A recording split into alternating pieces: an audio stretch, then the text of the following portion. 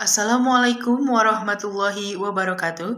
Kepada yang saya hormati, Ibu Evi Sofianti SAG MM selaku dosen pengampu mata kuliah pengantar administrasi. Sebelumnya izin untuk memperkenalkan diri. Perkenalkan, nama saya Erna Susilawati dengan NIM 209240137 dari kelas ABI 4. Pada kesempatan kali ini, saya mohon izin untuk mempresentasikan hasil laporan yang berjudul Pengembangan Solusi Kreatif untuk Permasalahan Administrasi di PT BPR Karya Jatnika Sadaya. Berikut materi yang akan saya sampaikan di presentasi kali ini.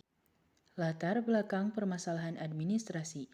Administrasi merupakan tulang punggung bagi kelancaran operasional dan keberhasilan suatu organisasi.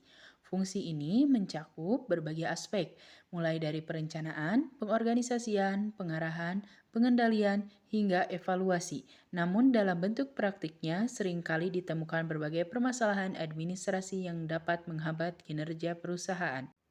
Selanjutnya, identifikasi masalah. Hasil pengungkapan kasus SDM di PT BPR Karya Jatnika Sadaya menunjukkan beberapa permasalahan terkait pemberian kompensasi kepada karyawan.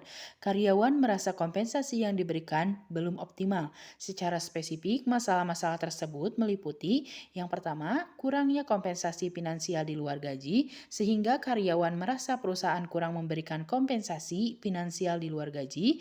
Yang kedua, kompensasi tidak layak meski target tercapai. Karyawan tidak menerima kompensasi yang layak meskipun telah mencapai target atau prestasi kerja.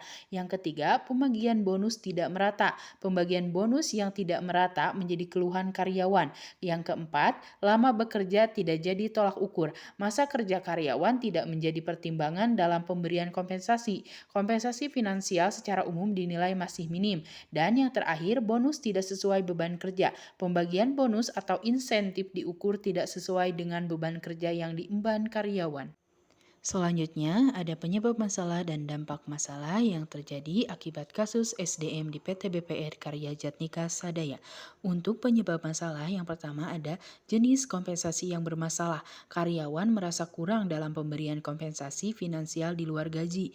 Yang kedua, ketidaksesuaian dengan kinerja. Walaupun telah mencapai target kerja, kompensasi yang diberikan perusahaan dinilai tidak layak. Yang ketiga, ketidakadilan pembagian bonus. Pembagian bonus kompensasi berupa bonus dirasakan tidak merata oleh karyawan. Yang keempat, kurangnya apresiasi masa kerja yang dimana lama bekerja tidak menjadi tolak ukur perusahaan dalam memberikan kompensasi. Dan yang terakhir, tidak sesuai beban kerja, pembagian bonus atau insentif tidak sesuai dengan beban kerja. Dampak dari masalah kompensasi yang tidak optimal di PT BPR Karya Jatnika Sadaya ini dapat dirasakan oleh yang pertama oleh karyawan, yang dimana mengakibatkan menurunnya semangat dan motivasi kerja dari karyawan. Karyawan tersebut merasa tidak dihargai dengan kompensasi yang ada sehingga menurunnya semangat dan motivasi dalam bekerja. Yang kedua ialah dampak yang dirasakan oleh perusahaan, yang dimana mengakibatkan menurunnya kinerja karyawan. Kompensasi yang tidak optimal dapat menyebabkan kinerja karyawan menurun. Selanjutnya ada solusi. Yang pertama, peningkatan pendapatan perusahaan. Yang kedua, pemberian gaji yang tinggi harus berkaitan dengan atau sebanding dengan tuntutan yang akan ditempatkan pada pegawai yang bersangkutan pada posisi tersebut. Yang ketiga, peningkatan kinerja dengan kompensasi yang optimal. Dan yang terakhir, sistem insentif yang terstruktur. Selanjutnya, pengembangan solusi dengan integritas ke gerbang pembayaran nasional GPN, BPR Karya Jatnika Sadaya bekerja sama dengan Bank Mandiri dan Arta Jasa untuk memfasilitasi pemrosesan transaksi GPN. Selanjutnya, digitalisasi produk dan layanan dengan penggunaan teknologi seperti menggunakan aplikasi mobile, website BPR, sistem informasi perbankan, dan teknologi keamanan.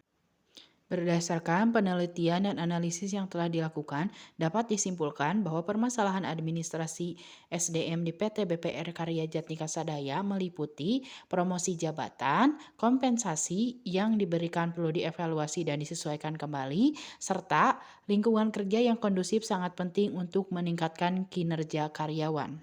Saran yang dapat saya usulkan, yang pertama peningkatan efektivitas promosi jabatan, yang kedua evaluasi dan penyesuaian kompensasi, dan yang ketiga penciptaan lingkungan kerja yang kondusif. Terima kasih telah meluangkan waktu untuk mendengarkan presentasi ini. Semoga informasi yang telah saya sampaikan dapat memberikan wawasan baru dan berguna bagi kita semua. Dengan demikian, saya akhiri presentasi ini. Mohon maaf apabila ada salah kata. Sekian dari saya. Wassalamualaikum warahmatullahi wabarakatuh.